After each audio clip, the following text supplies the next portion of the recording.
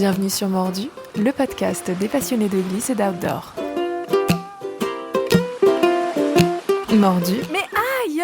Salut à tous et bienvenue sur Mordu, le podcast des passionnés de glisse et d'outdoor. C'est Mathieu au micro et aujourd'hui, je vous emmène à la rencontre d'une rideuse solaire, Coraline Fauveau.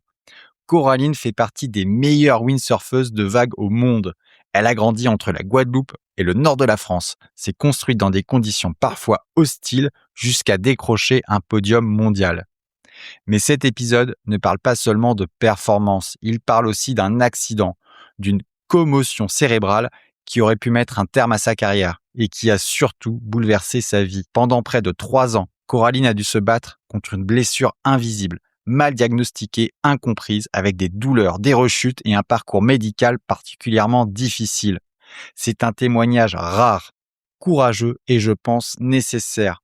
Alors on parle évidemment de windsurf, de gros swell d'Hawaï, de Fidji, de Jaws, de compétition internationale, mais on parle surtout de résilience, de santé et de cette passion qui pousse les athlètes à toujours retourner à l'eau. J'espère sincèrement que cet échange permettra aussi de mieux faire connaître les commotions cérébrales, leurs conséquences et l'importance de les prendre au sérieux.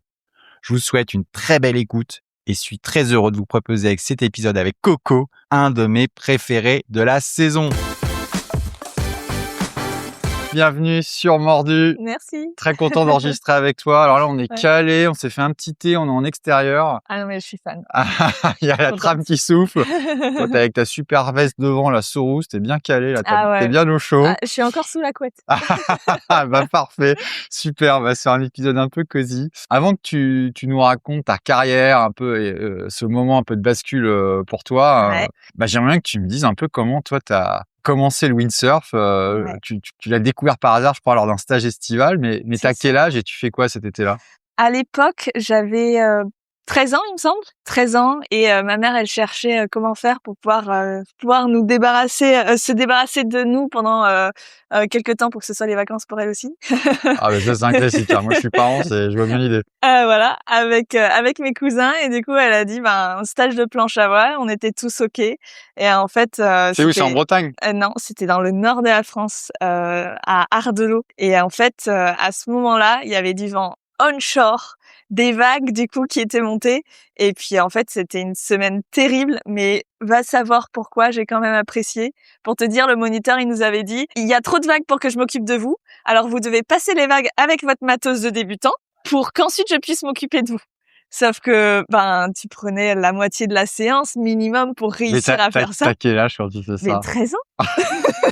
Avec un paquebot en guise de planche et puis une voile, quoi. Donc, pas évident. Et en fait, j'ai utilisé tellement d'énergie là-dedans qu'une fois arrivée au large, j'avais le mal de mer. Alors, j'ai vomi sur la planche.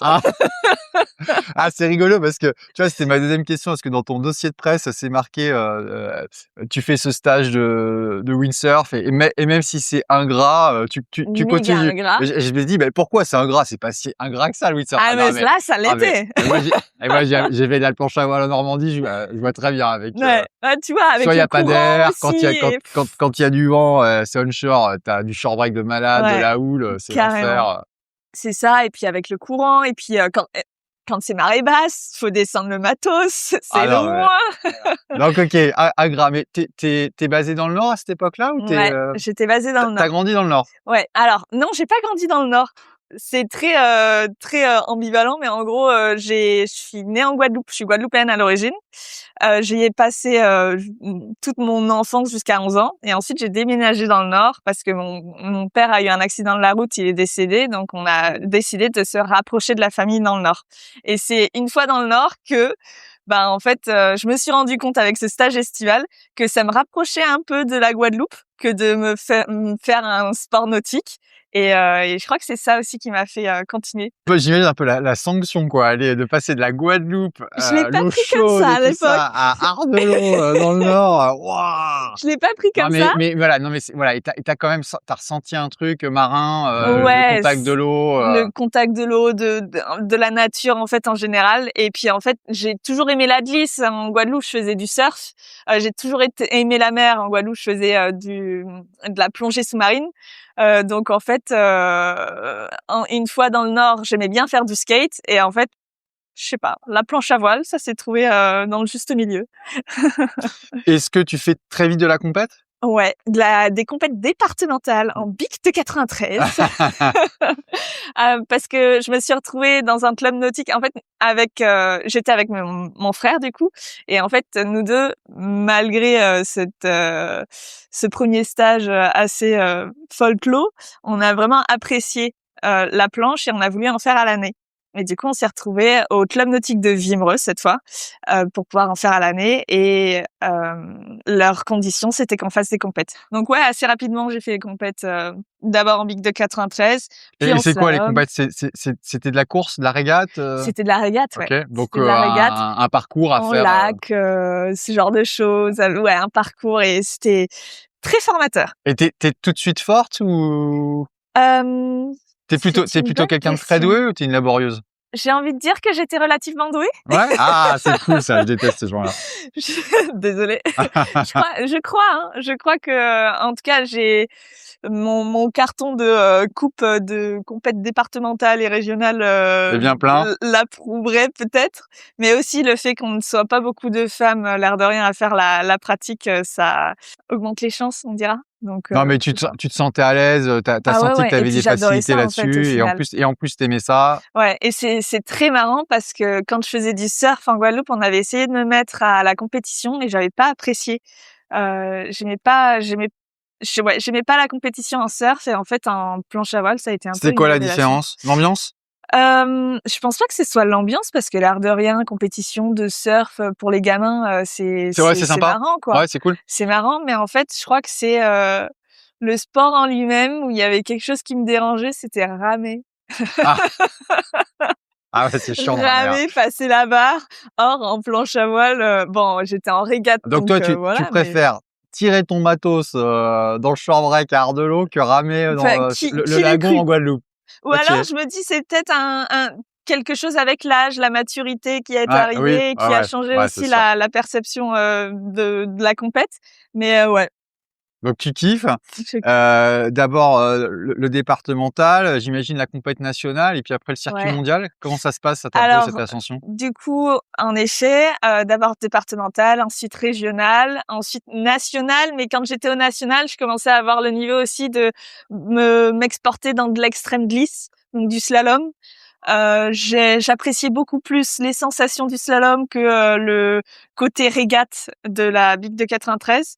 Du coup, j'ai commencé à éprouver mon envie de m'exporter sur une autre discipline, et je devenais du coup beaucoup plus à l'aise. Donc là-dessus, mon entraîneur Yann Sun au club nautique de Vimereux, il nous a prêté avec mon petit frère du matos de vague, et on s'est retrouvés à se mettre à la vague, et là, c'était encore plus une révélation. Je préférais Et ça, largement c'est tes faire de la premières vague. sessions du coup, j'imagine, c'est à Vissant, non? Où tu peux C'était à Vimereux, à Vimereux, il y a des vagues aussi? Ah ouais, à Vimereux, Ouais? il y a vraiment, ça peut être vraiment Ah moi, sympa. Vimereux, j'ai l'image justement de cette mer qui est à pleine mer. Alors moi, je fais beaucoup de kite, mais je sais qu'on pouvait pas décoller son kite à Vimereux Ah oui, c'est à compliqué. marée haute, impossible. Ouais, Donc de les ouf. quelques fois où je suis allé à Vimereux, j'ai pas pu arrêter et Eh j'ai ben jamais vu non, de vague. Vimereux, franchement, je te jure, ça peut avoir vraiment des super conditions, super marrantes, et justement, il y a un espèce de d'enrochement devant qui permet justement d'avoir une buy-in pour pouvoir y aller step by step, Tranquille, tu ouais, vois. ouais. Y aller step by step avant de retourner, enfin d'arriver sur Sur les vagues. les vagues. Et non, c'est vraiment génial comme spot. Même en tant qu'adulte, ça me ferait vraiment très plaisir d'y retourner à vivre. Donc là, tu kiffes la vague et tu Je commences à faire des kiffe la compètes vague. en vague, en surf. Donc là, ton background de surfeuse petite, ça Ça, aide probablement alors à lire. même pas, tu sais quoi? Parce qu'en fait, donc Vimereux, c'est bâbord, et c'était pas mon côté en surf. Donc en fait, j'ai tout réappris, et c'est, je sais pas combien d'années, peut-être 7 ans plus tard, où je me suis retrouvée à faire du tribord. Donc, Et là, ça a été la révélation. donc bâbord, c'est tu rides des gauches, c'est Ouais, ça? c'est ça. Et moi, Et en je Guadeloupe, préfère les droites. t'étais plutôt sur les J'étais droites. sur les droites à fond. Ouais. Donc T'es régulière ou t'es goofy? euh, Ah ben non, mais toi, je te pose des questions de surfeuse, toi. Mais je suis désolée, malheureusement, je ne sais plus. quand Laisse-moi tu réfléchir. surfes, tu mets ton pied gauche Jambe devant. jambe gauche devant, Ouais, ouais. ouais, c'est ça. Ouais. En fait, je confonds toujours les 2. Alors, Ah, c'est drôle. j'essaie de me Ah, faire, c'est drôle. j'essaie Ah de ouais. me faire un petit mémotechnique, mais Ah non, mais malheureusement, c'est je le retiens mais pas. c'est trop marrant parce que toi, pour le coup, tu vois, tu es une super rideuse de vagues et tout. Le fait que Ouais. tu puisses pas répondre Ouais, naturellement à cette c'est question vrai, de je sais, non, mais c'est c'est trop drôle. terrible. C'est trop drôle, mais c'est trop marrant parce que ça fait aucun sens, en fait, en planche à voile, cette notion de voilà. C'est vrai, mais en surf, ça a du sens, Tu donc surfes plus jamais? si, si, si. Ah ouais, en Si, plus, ouais. si, je Ouais. surfe en plus. Non, mais laisse tomber, ça c'est une de mes ça pourrait être une de mes hontes, de ouais, c'est pas grave. Ah bah, c'est trop marrant. Ouais, donc ouais, petite, tu surfais Mais je plutôt surfais, c'était tranquille, hein, ouais. c'était en longboard et j'aimais pas me prendre trop la tête et en fait, pareil, en grandissant, j'ai C'est quoi les étapes en France? C'est quoi tes premières compètes en vague? C'est ben, où? en vague, il y a Bah rien. ouais, c'est vraiment Il je y a pose la vraiment question, quoi. rien.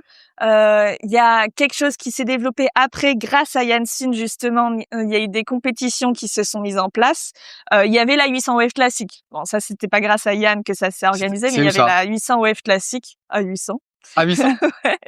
Ouais. Qui elle, ça Ah, la fait des années. 800, OK, Ah la 800, 800, ouais, ah classique. excuse. Ah, excuse-moi. Et non, Ah, et OK. je suis pas d'accord par contre. Non, mais là, ça, c'est toi. Là, Ça c'est un non, mais problème non, de OK, on est d'accord. Je l'ai pas, mais c'est de ma faute. Donc on dit Donc 800. moi je dis 800 Non, mais et 800. Vimereux. 800, mais c'est toi qui sais comment on dit. Ouais, je crois que les locaux ils disent Ah, 800 mais c'est aussi. toi qui sais. Mais tu me mets le doute maintenant. Donc la 800 L classique, il y avait enfin très peu de femmes qui participaient, donc on était avec les hommes et puis j'apprécie bien. Et donc l'étape suivante, si je voulais pouvoir me confronter à des gens dans ma catégorie, c'était championnat du monde à Tenerife Bam! direct. Donc là, Bon, tu vas? bah bien sûr, j'y vais. C'était dès que j'ai eu mes 18 ans. J'ai décidé avec un van aménagé de descendre toute la France, toute l'Espagne pour pouvoir prendre le ferry, aller à Tenerife et faire la compète justement avec ma grande sœur qui m'a accompagnée. Et ouais, première compète dans ces conditions-là et c'était trop cool. Première fois, je sais pas. En vague, ouais, première fois en vague que j'allais Mais ailleurs et là, je peux imaginer, à Tenerife, peut y avoir des conditions un peu sérieuses, quoi. franchement, par rapport à ce que je connais maintenant, Ouais, c'était Tenerife, cool. c'est vraiment pas si sérieux que ça. Ah ouais, ça allait, Pardon. ouais. C'est pas si sérieux Ouais, que donc ça, je trouve. la compète se passe bien. La Il compète y a se quoi passe comme très vague? bien. C'est quoi la taille? Alors, en plus, les jeunes, ils sont pas du tout priorisés dans les conditions. Donc, dis-toi que même si, dans le meilleur des jours, il y a 30 minutes de Alors, vague, les jeunes et les femmes. les jeunes et les femmes en plus, ouais, on a Alors, 2 jeunes boulets femmes, au alors patin.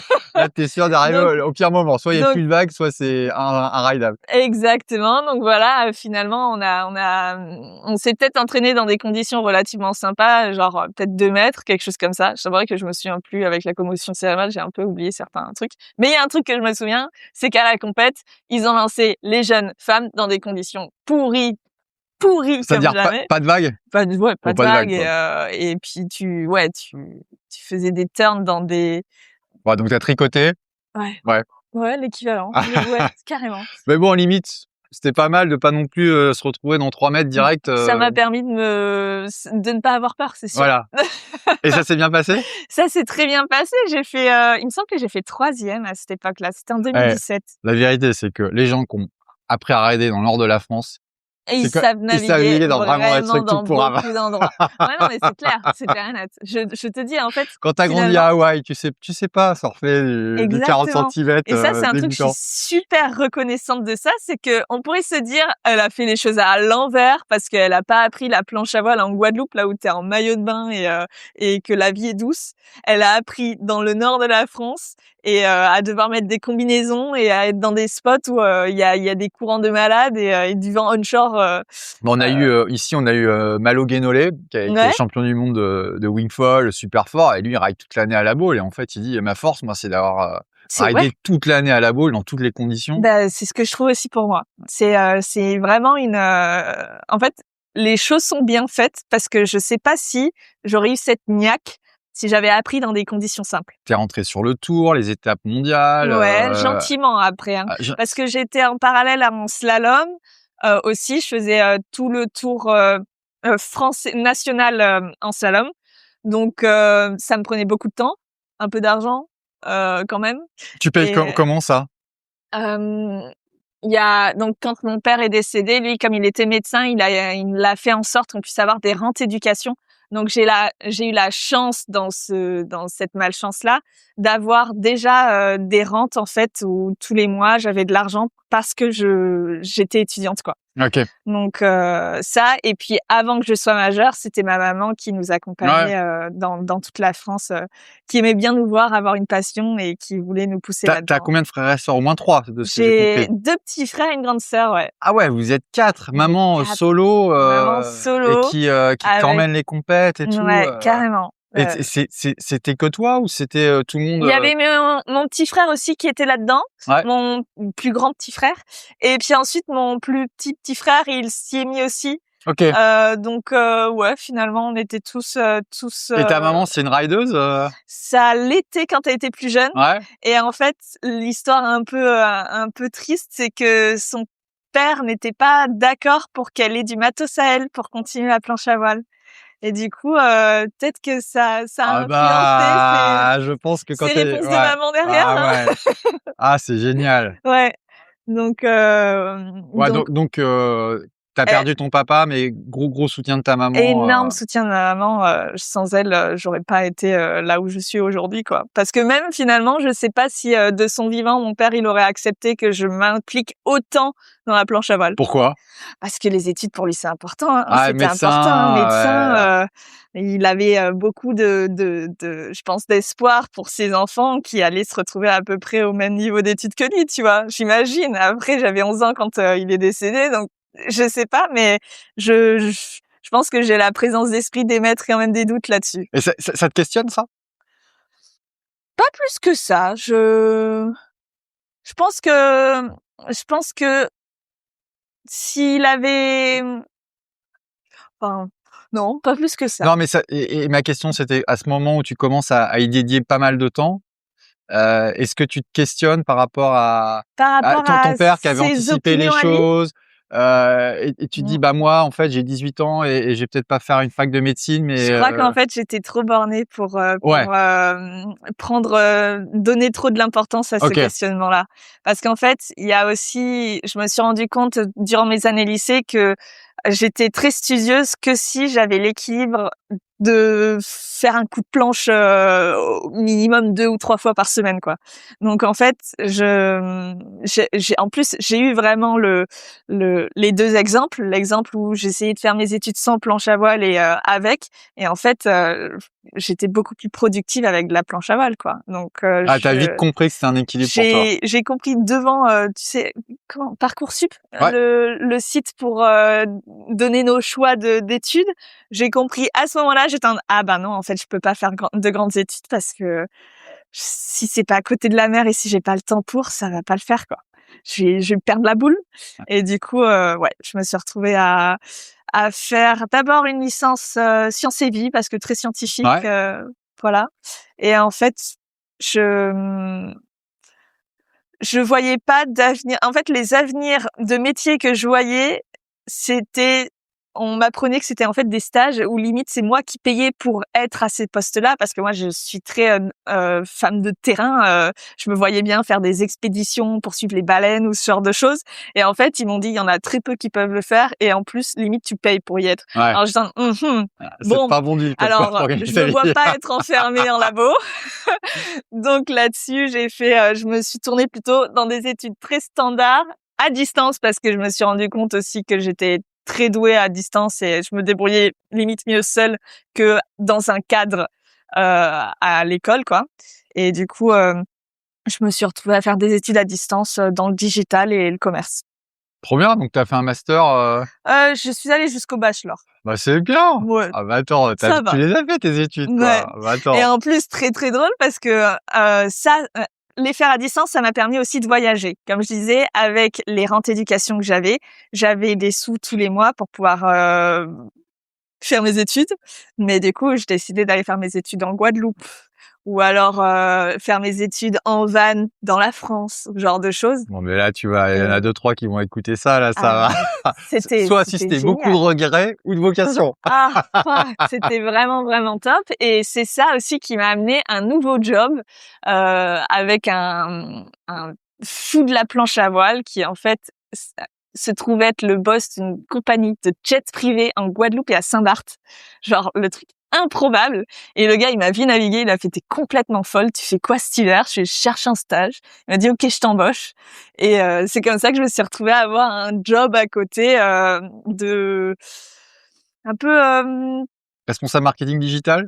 non, pas du tout. J'étais un couteau suisse. Ah, Je touchais à tout, un peu. Puis en plus, c'était pour une compagnie de jet privé, donc vraiment, c'était avec des responsabilités et des tarifs assez faramineux. bien Donc sûr. j'étais le couteau suisse, mais toujours, il y avait plus au-dessus que moi, forcément.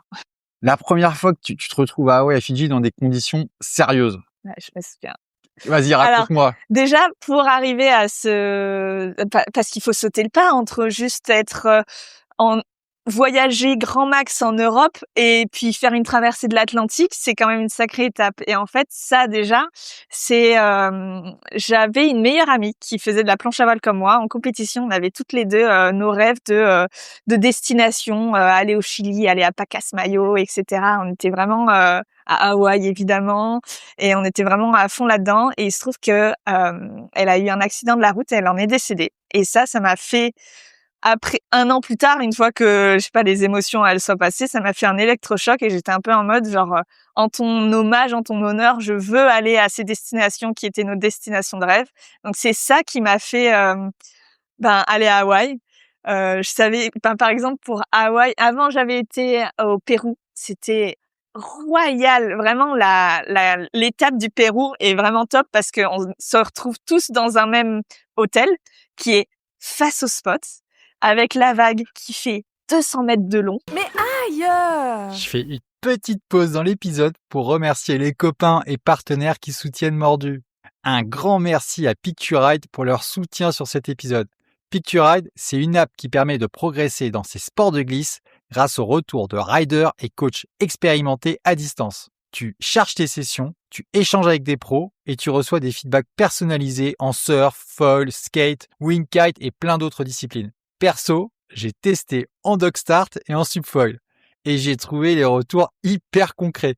Les coachs repèrent souvent un détail technique qui peut vraiment faire progresser.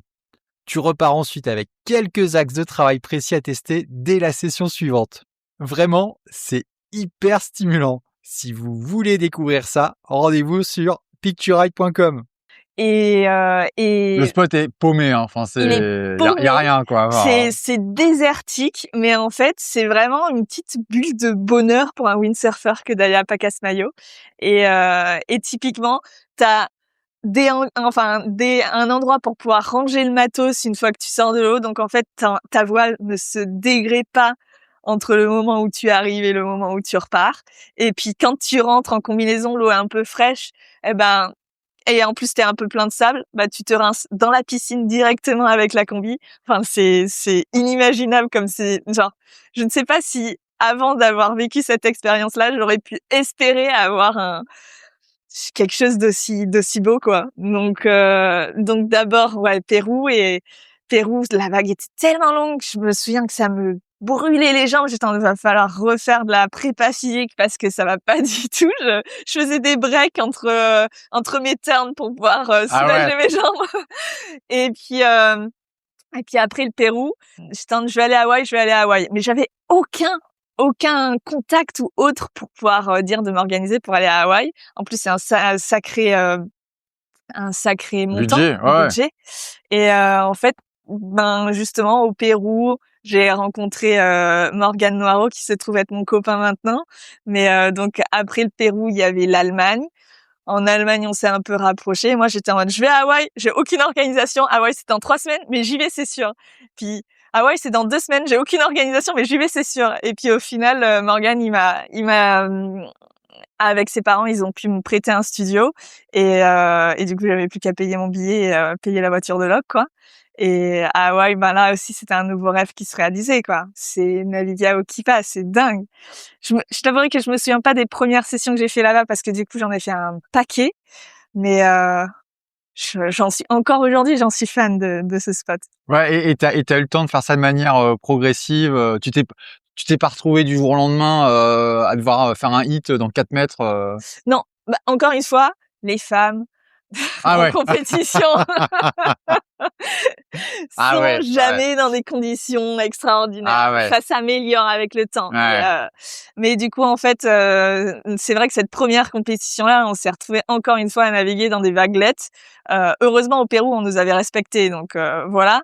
Mais c'est vrai que j'ai eu un peu cette déception de voir que, Ah, même c'est à Hawaï, insupportable, quoi. Ouais. après, quand t'es pris avec le temps, enfin, t'as vraiment plein d'exigences à tenir, etc. Évidemment, je peux comprendre qu'on décide de faire certains choix, mais c'est vrai que En tant que rider, c'est le frustrant. Ouais. faire constamment sur la même catégorie, vous êtes mignon, mais au bout d'un moment, on se Ouais. demande pourquoi on Et paye, puis quoi. honnêtement, je l'entends en Ouais. planche à voile, en surf, enfin, j'entends partout, quoi. Enfin, Mais oui, l'objectif des organisateurs, c'est que la compétition se confirme, quoi, et se valide.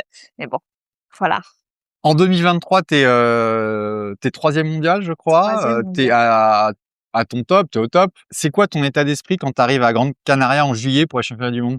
Alors, c'est super marrant parce que avant Grande Canaria, j'ai été à Fidji. Donc pareil, sacrée étape Fidji.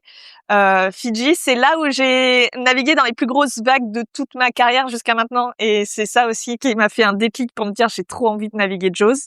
Mais Fidji, j'ai navigué dans 8 mètres de vague. J'ai perdu mon matos dans 8 mètres de vague et je me suis pris 8 mètres de vague dans la gueule. C'était une sacrée expérience, mais en Ouais, fait, puis Fidji, c'est le Fidji Tattoo, donc c'est reef c'est break, Fidji, c'est il y a moyen cloud de prendre break ouais. et Ça, shish kebab, quoi. dans Cloud Break que tu C'est t'es dans cloud fracassé? break que je me suis fracassée. Parce que tu sais, 8 mètres de vague, c'est énorme. Donc toi, t'es en plus, t'es qu'avec des champions. T'es un champion, t'es avec Ricardo Campello, Morgan Noiro, Antoine Martin et Robbie Swift. Et t'es en mode bon, de toute façon, je peux pas prendre les plus grosses vagues. Je vais prendre les plus petites. Mais qu'est-ce qu'il y a entre les plus petites vagues? Il y a les plus grosses en fait.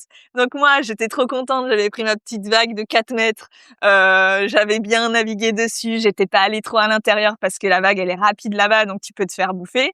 Et ensuite, je fais demi-tour, genre nickel chrome, et je vois quoi? L'énorme série, la plus grosse série de la journée, qui en fait, comme moi j'étais sur les petites vagues, j'étais à l'intérieur, et elle avait très clairement cassé à mon niveau, quoi. Donc à ce moment-là, j'ai Ah, t'es vraiment au très, très, très, très mauvais endroit, là. très mauvais endroit, absolument. Du coup, j'ai juste abandonné le matos et je me suis dit, on va juste plonger Swim et for life, quoi. voilà, on va voir comment ça se tourne. Et au final, j'ai paniqué et c'est très drôle parce que il y a une pensée, je ne sais pas d'où elle sort cette pensée, hein, mais il y a une pensée qui m'a fait moins paniquer. C'est panique pas parce que finalement t'as pas vu ta vie défiler, donc ça veut dire que tu ne vas pas mourir.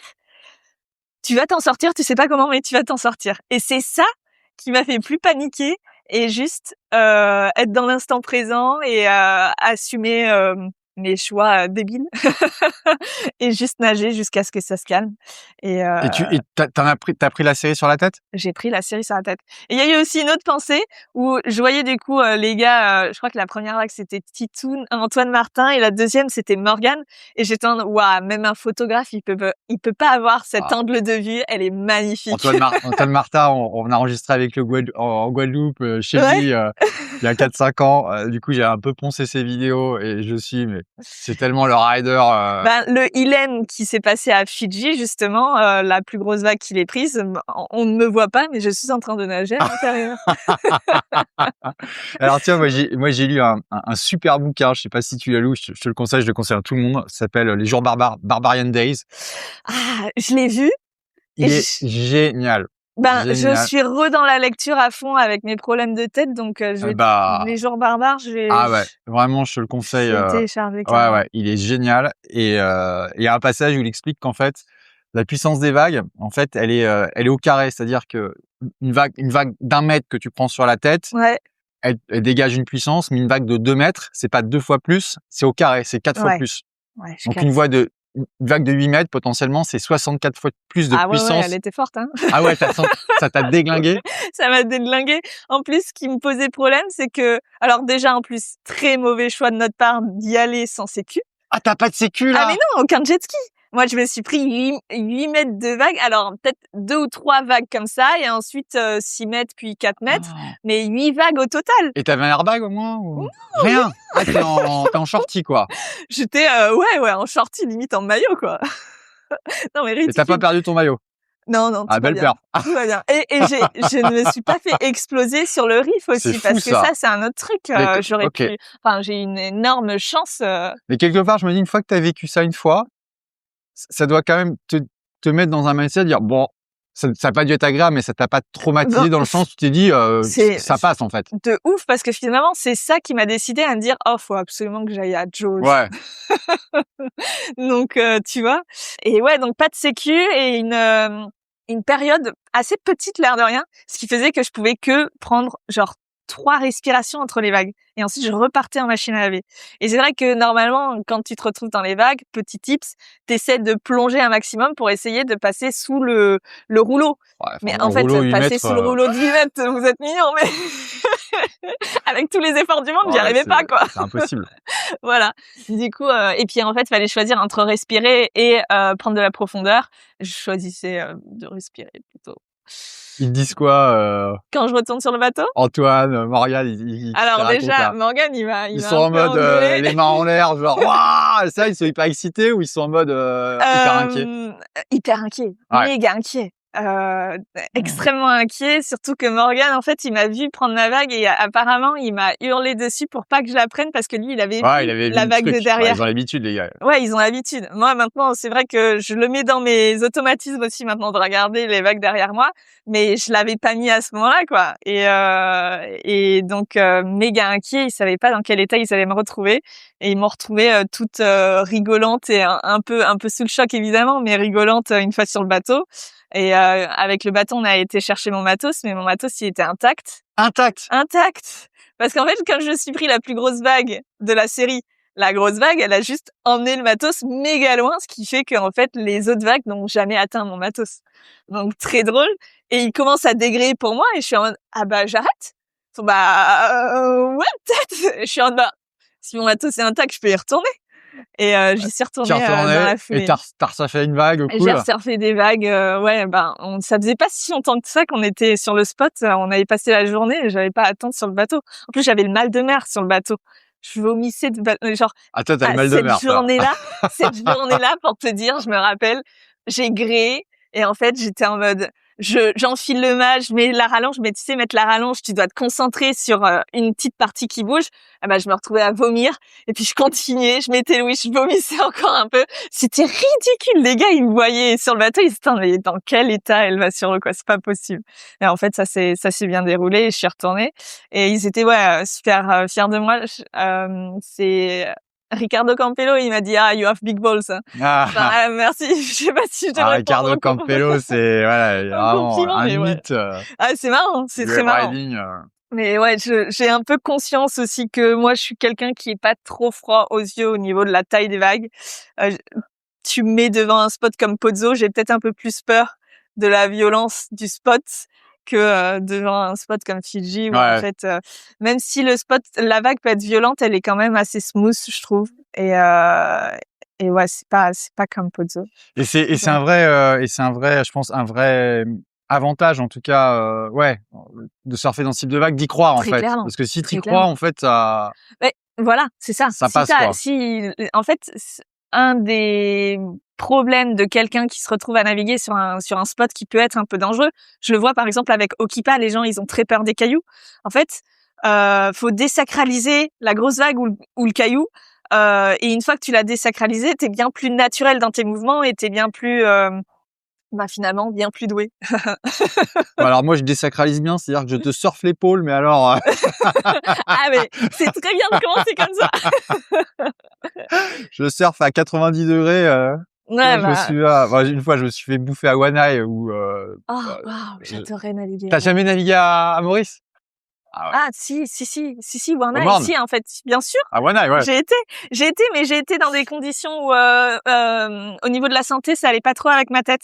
Du coup, en fait, j'ai pas pu apprécier correctement le spot, mais j'adorais y aller en étant moi-même. Ah ben on va y venir à cet accident en juillet 2023. Donc, ouais. Donc après Fidji, Grande dans quel Canaria. état d'esprit j'étais? J'ai bouffé dans 8 mètres, tout roule. Donc j'étais dans un état d'esprit de j'aime pas trop ce spot, mais je pars sur le principe que Pozzo je connais et que ça va le faire. Et en fait aussi, comme Fidji, c'était mon premier podium mondial en tant qu'adulte, en tant que femme. J'avais grand espoir que je puisse m'en sortir aussi à Pozzo.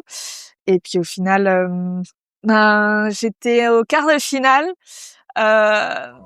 Il se trouve que en plus à ce moment-là, je faisais mes études, je travaillais et j'avais les compètes. Et du coup, en fait, j'étais toujours en mouvement et je me suis jamais posée. Et juste avant la compétition, je me suis retrouvée à avoir une entorse à la cheville. Et j'étais en c'est pas grave, j'y vais quand même. Et je suis allée en quart de finale avec cette entorse. Et il se trouve que j'étais contre Lina Erpenstein, qui est très forte. Et j'étais en vrai, je suis sûre qu'avec un coup de bol, je peux la gagner. Et j'ai voulu faire un late forward, mais il y avait trop de vent pour ma voile. Et je suis tombée la tête la première dans ma voile à 2-3 mètres de haut. Et blackout à partir de ce moment-là. Mais apparemment, j'ai réussi à naviguer jusqu'au bord. Et puis ensuite, j'étais extrêmement... mon esprit était vachement brouillé. J'avais oublié que j'avais une entorse. Je me dis, qu'est-ce qui m'a emballé la cheville? C'est normal que j'ai perdu. Et puis, je marche 5 mètres. Je suis en ben non, je peux pas aller voir les médics parce que je dois courir. Donc, j'avais oublié que j'avais couru. Enfin, mon entourage a dû vraiment me driver et je me suis même échappée de l'ambulance. J'en suis sortie parce que j'ai pas la carte européenne d'assurance maladie, je vais me faire niquer au niveau des tarifs. Et en fait, voilà, je me suis retrouvée A priori, t'as tapé la tête sur le sur la tête, sur la le wish board. éventuellement. Ouais. La tête sur le wish ou après en soi à 2-3 mètres, il suffit d'un angle pas ouf au niveau du cou pour que ça puisse faire éventuellement un coup du lapin. Je sais pas trop. Mais en tout cas, on m'a prise en charge, on m'a emmenée à l'hôpital. Les imageries médicales ne montraient rien. Donc, on m'a dit, suspicion de commotion cérébrale, prends un Doliprane si t'as mal à la tête. Et puis, ça ira. Et en fait, on sort de l'hôpital. C'est à ce moment-là que j'ai les premiers souvenirs. J'ai oublié 3-4 heures de ma vie. Et mes premiers souvenirs, ça allait relativement bien, mais c'est une fois que la tension était redescendue que j'ai eu des gros problèmes de tête, vraiment des douleurs aux têtes comme j'avais jamais vécu. Je suis vraiment pas une Migraineuse, t'es pas sensible. Ouais. Pas du tout. Je suis pas du tout une migraineuse et en fait, j'avais extrêmement mal à la tête. On ne pouvait pas allumer la lumière dans l'appartement. On devait cacher les fenêtres. On ne pouvait pas parler à voix normale. Il fallait vraiment me chuchoter et pas trop fort, pas trop proche de l'oreille non plus. Enfin, j'étais vraiment dans une situation très étrange. Et comme je suis un peu tête brûlée, j'étais en vrai, ça va aller, c'est pas grave. Donc j'ai laissé le temps passer, mais en fait, ça allait pas. Ça allait pas du tout. Heureusement, j'étais accompagnée de Morgane pour me ramener en Bretagne. Sinon, j'aurais dû me faire rapatrier parce que j'étais vraiment l'équivalent d'un légume qui pleurait. Donc, il me déplaçait avec un masque sur les yeux, un casque sur les oreilles pour réduire le bruit un maximum. Ah ouais, à ce point-là. Ah ouais. C'était affreux. Et donc tu te mets masque de nuit. Masque de nuit, il me drivait vraiment littéralement dans l'aéroport et c'est lui qui s'est occupé d'absolument tout. Et arrivé à Nantes, on m'a directement emmenée à l'hôpital parce que j'étais vraiment pas bien du tout. J'étais dans une souffrance folle. Et à l'hôpital, on s'est occupé de moi et là on m'a dit ouais, toujours suspicion de commotion cérébrale, ça va aller mieux, prends du tramadol. Donc ça, c'est un anti-inflammatoire pour les chevaux, c'est ça? C'est pas un anti-inflammatoire, c'est un antidouleur très puissant et très addict, addictif, qui rend addict, ouais. Et ça va aller. Laisse le temps passer, repose-toi. C'est quoi une commotion cérébrale? Je connais le terme, mais c'est vraiment médicalement. T'as dû te renseigner? Moi aussi, je connais le terme, mais je ne savais pas ce que c'était réellement, quoi. Et en fait, une commotion cérébrale, c'est le cerveau qui tape contre la boîte crânienne et qui du coup se retrouve à avoir des lésions. Ok. Et les lésions, après des années, je comprends maintenant, mais les lésions peuvent être aussi microscopiques et si elle est mal placée, malheureusement, ça peut atteindre... Ça peut être une toute petite lésion, mais si elle est au mauvais endroit, elle peut être très problématique. Et aussi, les imageries médicales d'aujourd'hui, pour qu'elles puissent voir les lésions, il faut que la lésion soit de 2 centimètres. Ah, donc c'est gros, 2 centimètres. C'est gros, 2 centimètres pour le cerveau, l'air de rien. Donc en fait, là encore, ça a été... enfin, j'ai pas été très bien informée et prise en charge à ce moment-là, et puis informée de la gravité dans laquelle j'étais, parce que même si c'est une suspicion, même s'il y a un doute, c'est déjà une situation grave. Mais voilà, moi on m'a dit repose-toi, mais enfin bon, on m'a déjà dit repose-toi quand j'avais une entorse à la cheville, donc je sais pas ce que c'est du repos pour le cerveau qui est éventuellement abîmé. Si on met pas les mots dessus, en plus j'ai très clairement pas l'énergie de réfléchir là-dessus. Donc j'étais en OK, j'attends que le temps passe, mais je continue de travailler. Ah, du coup j'ai mal à la tête, du coup je continue le tramadol. Je me suis retrouvée au tramadol pendant 1 an. Et à faire aussi toujours les compètes. Donc c'est grâce à ça, pas grâce à ça, mais je me suis retrouvée à être 3e mondiale sous tramadol et sous commotion cérébrale. Et en fait, cette 3e place, elle a été traumatisante pour moi, parce que en fait la cérémonie de fermeture avec les podiums était dans un bar avec de la musique techno, avec des grosses basses, des lumières, des spots évidemment, et des gens qui te... Attends, j'ai peur de pas avoir compris. T'as cet accident et après t'as refait de la compète derrière? Ah ouais, j'ai refait de la compète derrière parce que les docs m'ont pas arrêté, ils m'ont dit ouais, suspicion, c'est pas trop grave. Et ils disent quoi, ton entourage, ta Ils voient mon maman, tes état. frères et sœurs, ton mec, ils disent arrête. Ils entendent le docteur. Ils prennent... Ah ouais, donc ils disent ça va aller, ça va serre les aller, dents, c'est pas trop grave, voilà, ça va passer. Au début, en plus, les médecins ils me disent dans 3-4 semaines ça ira mieux. 3-4 semaines se passent, il y a le Pérou. Ouais, j'ai trop envie d'aller au Pérou. Je t'ai dit, c'était une bulle de bonheur le Pérou, donc j'y suis allée et je me suis rendu compte qu'en fait mon état était bien plus grave que ça. Donc en fait au Pérou j'y ai été, mais je me suis rendu compte que je ne savais pas naviguer en free session sans avoir des énormes symptômes derrière. Donc j'ai uniquement été à l'eau pour mon hit, juste pour mon hit. Et ensuite j'avais derrière 1 semaine, 10 jours de souffrance, quoi. Mais en fait j'aimais tellement ces petits moments en fait c'est très paradoxal, mais étant donné que j'étais constamment en souffrance, les moments où je naviguais, c'était les seuls moments où je m'évadais de cette souffrance, l'air de rien. Parce que du coup, je faisais en sorte d'avoir les médicaments qui fassent effet pour la navigation. Et donc, en fait, je pense que j'intégrais le fait que je ne souffrais plus quand je naviguais, mais pas du tout que je souffrais à balle parce que j'avais navigué. À quel moment tu te dis en fait, je suis dans un cercle qui est pas du tout bon?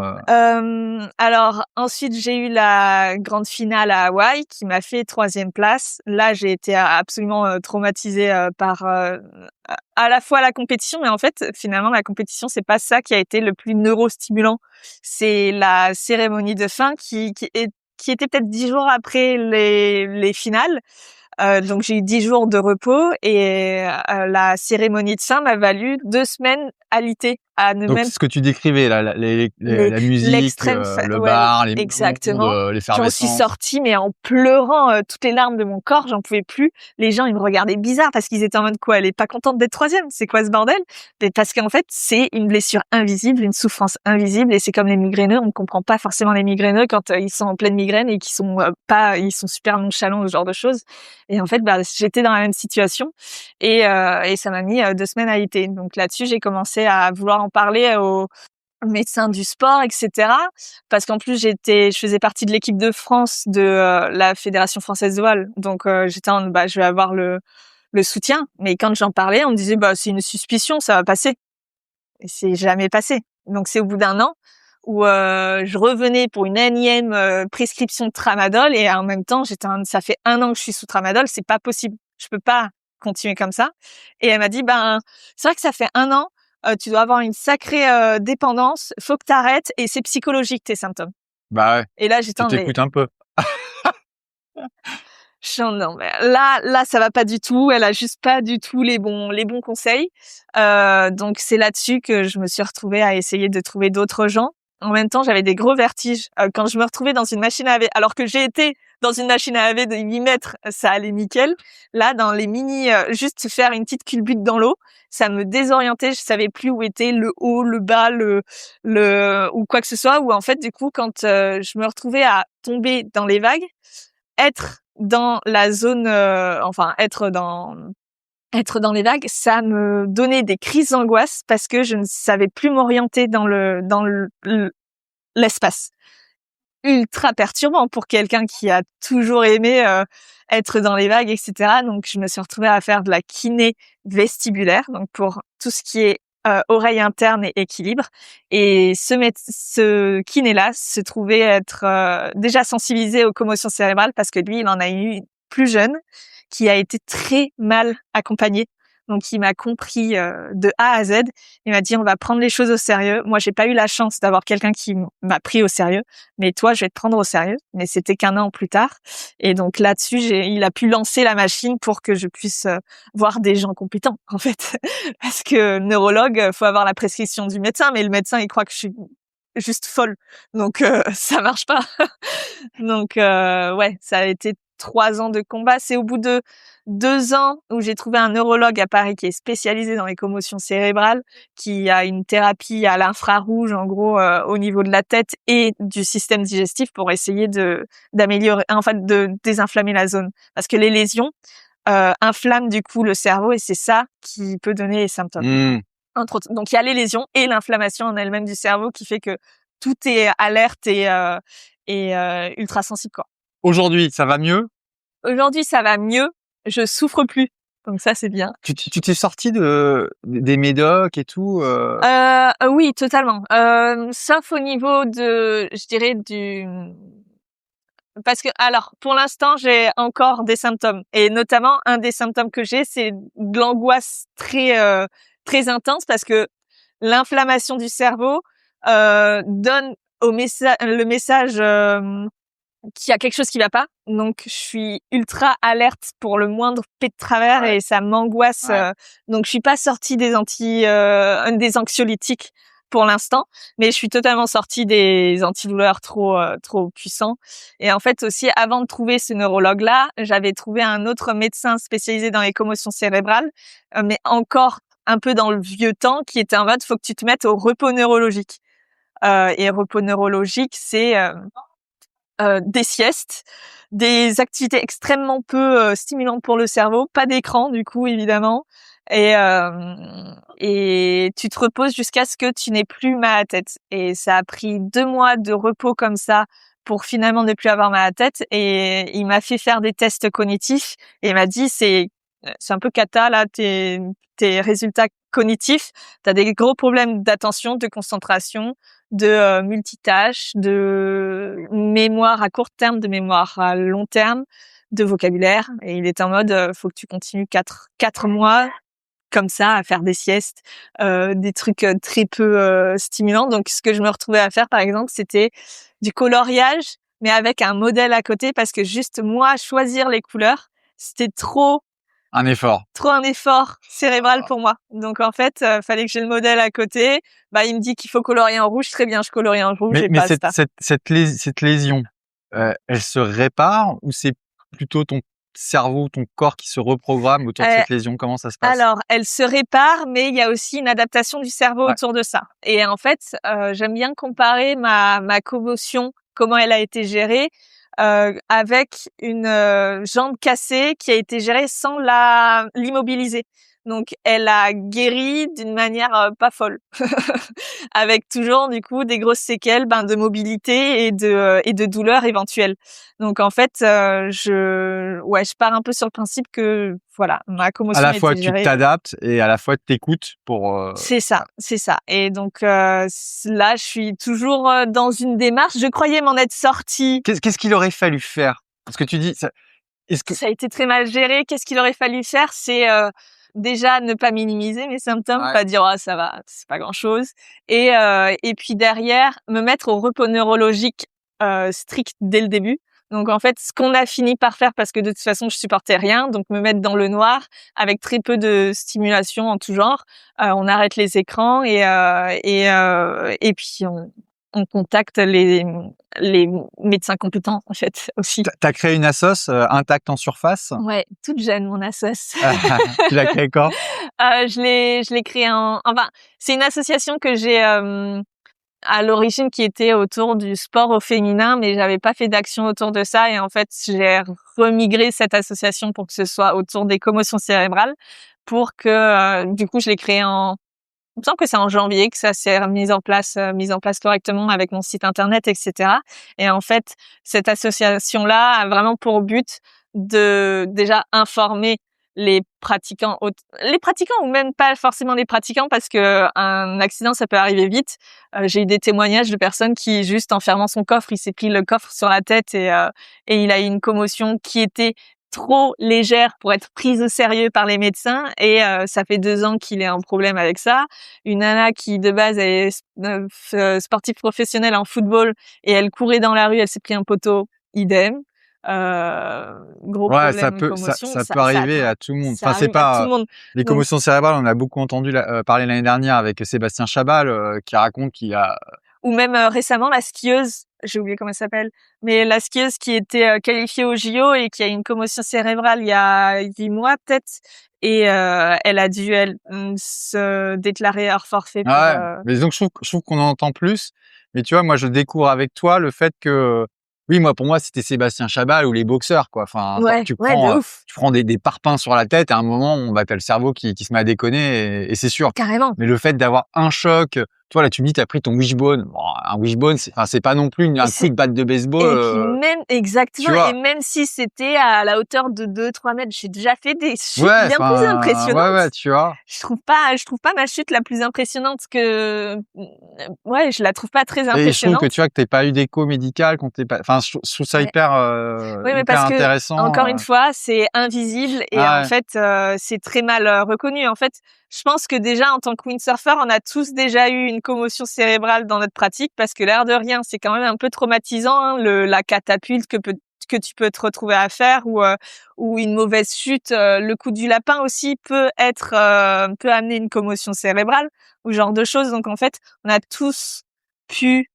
ou avoir une commotion cérébrale, mais en fait c'est si t'en fais de plus en plus t'en fais, de plus graves seront les conséquences. Et typiquement, je suis persuadée, moi, c'était pas ma première commotion cérébrale dans ma vie. J'en ai déjà fait avant et typiquement après des sessions à 800 et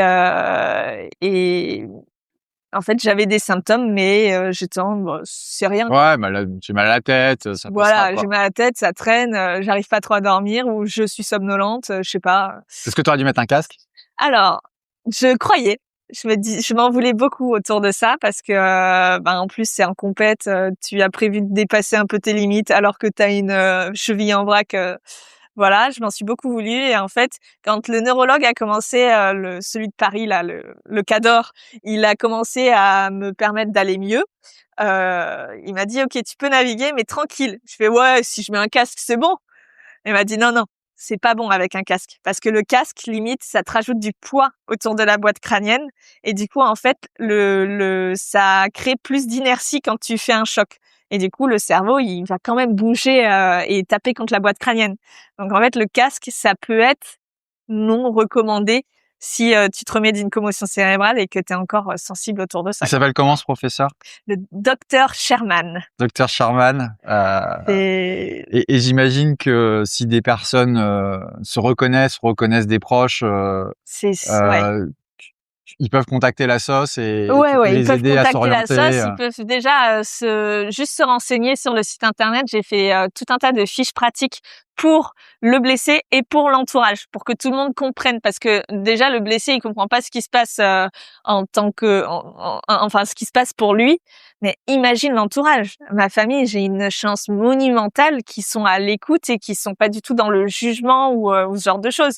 Ils m'ont accompagnée au début, pas forcément de la meilleure manière, mais quand ils ont vu que ça allait quand même pas. Ils m'ont accompagnée très très bien et T'es toujours avec ton copain? oui, absolument. Ah, t'es tombé Ouais. sur le bon là. Ah mais de ouf hein, parce que franchement au bout d'un an, même pas Parce que un an de t'as relation, dû être bien je l'ai chiante. mis dans un état. Mais je sais. Non mais c'est terrible et je le suis encore. C'est affreux.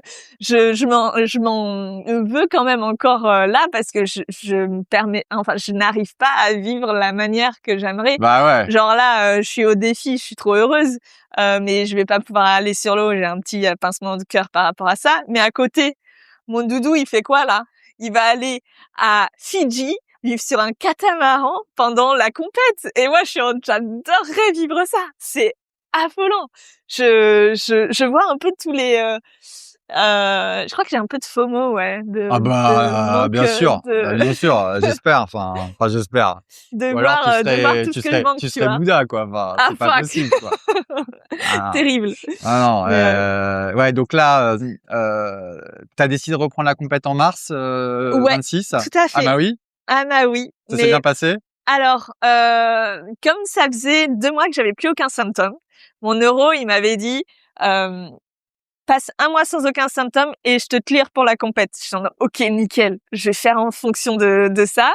2 mois sans symptômes, je pars sur le principe que la compète, je peux la faire. En plus, à Hawaï, il y a, ben, c'est chez Morgan, donc au final, il habite à 10 minutes en voiture du spot. C'est un spot qui marche pas le matin. Alors du coup, tout est bien aligné pour me Ouais, donner tu un chez cadre toi, parfait ouais. pour reprendre en douceur. Et en soi, ça s'est très bien passé en termes de perf. Mais en résultat, je suis un peu non, en termes de perf, ça s'est très bien passé.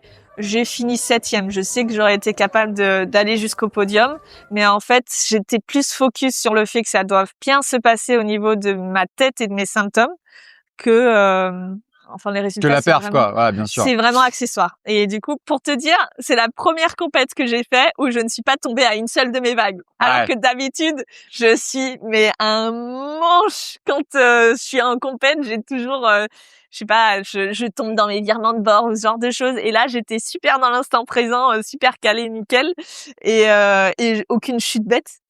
Et donc là-dessus, je suis quand même contente, l'air de rien. Mais malheureusement, symptômes qui sont arrivés dès la première journée et le lendemain, fallait enchaîner. Donc j'ai navigué que de hits au final à cette compétition-là, mais ça a été suffisant pour me donner des symptômes. Et je pense aussi ce qui a été malheureusement contre-productif, c'est que voir les symptômes arriver m'a donné un gros coup au moral. Bah ouais, j'imagine. Et du coup, en fait, ça stimule le cerveau, l'air de rien, tout ce qui est émotion négative. Et du coup, en fait, je ne mettais pas au repos mon cerveau à cogiter, à dire pourquoi, qu'est-ce que j'ai fait de mal, combien de temps ça va durer, etc. En fait, ça m'a mis encore plus au fond du trou au niveau des symptômes. Et j'ai passé 1 mois et demi sous symptômes, avec maux de tête dès le réveil. Cauchemar aussi, je sais pas pourquoi, moi ça me donne des cauchemars. Et en fait, cauchemar, ça donne encore une fois émotion Bah ouais, négative et donc on aurait mal maux de de tête tête. au réveil.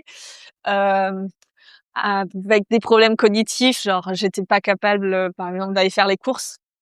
L'air de rien, il y a plein de tâches du quotidien qui sont super stimulantes. La conduite aussi, méga stimulante. Et du coup, en fait, pas capable de faire grand-chose. Pour donner un exemple, je faisais 45 minutes de jeu de société, chill, dans un cadre très calme, etc. Bah, je faisais 2 heures de sieste après. Donc, tu peux pas faire grand-chose de tes journées, quoi. T'es dans quel état d'esprit aujourd'hui et qu'est-ce qu'on te souhaite pour la suite? Ouais, je suis dans quel état d'esprit? Pour l'instant, je t'avouerai que je sais pas encore. Ouais. Alors là, je sors de 10 jours à Paris avec justement la thérapie à l'infrarouge. Du coup, je vais beaucoup mieux. J'arrive à faire bien plus de choses sans atteindre la souffrance. Mais j'avoue que je suis un peu dans le doute de comment je vais réussir à me trouver un équilibre de vie si les symptômes si les rechutes reviennent, parce qu'en fait, c'est pas tant les symptômes sur l'instant qui me chafouinent le plus, je dirais, c'est plutôt les rechutes en elles-mêmes qui durent très longtemps, parce que ça me dérange pas de me mettre à l'arrêt maladie pendant 1 semaine, tu vois. Mais là, c'est 1 mois et demi. un mois et demi, il y a beaucoup de choses qui se passent et pendant ce temps-là, toi, tu dois juste écouter ton corps. Alors, ça va 2 secondes. Enfin, ça va 3 ans, mais peut-être pas 4, 5, 6. Mais donc je suis un peu dubitative là-dessus. Pour autant, je suis tellement fan de la planche à voile que je suis même à me dire peut-être partir sur le principe que je peux quand même faire les compètes et je sais que 1 mois et demi après, je serai KO. Peut-être, je sais pas. Mais en même temps, j'aime tellement ça. J'imagine tellement pas, genre déjà à 16 ans, j'imaginais pas ma vie sans ça, genre à 26. Genre ma vie commence en fait. Donc je suis pas d'accord avec le fait de déclarer forfait du tout. Mais ce qu'on peut me souhaiter pour la suite, c'est que je guérisse ou que je trouve un équilibre dans ma vie. Allez, hop. Ouais, c'est bien, c'est sage. Coraline, on arrive au bout de cet épisode. On m'avait dit, Très long. on m'avait dit, il faut absolument que je te rencontre et voilà, ça va être cool. Et j'ai trop de chance de faire de podcast parce que voilà, je rencontre des gens géniaux. Ça me fait très plaisir. Respect. Moi, je te souhaite vraiment tout le meilleur pour la suite. C'est gentil. J'espère que on se fera un épisode dans 8 ans ensemble. J'ai même pas 8 ans, plus. Non, mais attends, Genre, je te laisse du temps. Faut laisser ouais, du c'est temps. gentil. Donc, C'est non, trop mais- gentil. Et où tu auras gagné 3 titres de champion du Mais monde. c'est Et on ça. reparlera de ça et on J'ai dira, tellement la putain, rage par t'auras rapport à un ça, je veux. ce sera derrière toi. Ou Et tu sais quoi, un ça t'aura épisode construit. après que j'ai navigué Jaws. Ok. Parce que j'ai vraiment encore cette meuf, envie-là, quoi. on prend rendez-vous. Ouais, ça roule. On se fait un check-up quand t'as navigué Jaws, ok? Ouais, ça roule, Allez, check, carrément. on fait ça. Tchuss, tchuss. J'espère que cet épisode de Mordu vous a plu. Si c'est le cas, n'hésitez pas à le partager autour de vous. Et pour nous soutenir, abonnez-vous sur votre plateforme d'écoute préférée et laissez-nous 5 étoiles. Ça nous aide vraiment à faire découvrir le podcast. Vous pouvez aussi nous suivre sur Insta, @mordulpodcast, pour les coulisses, les punchlines et les actus de la glisse et de l'outdoor. Et si vous avez des retours ou des idées d'invités, écrivez-nous directement. On adore échanger avec vous. Écouter des podcasts, c'est cool. Rider, c'est encore mieux. J'espère que la prochaine session est pour très bientôt. Et je vous dis à très vite pour un nouvel épisode de Mordu. Ciao.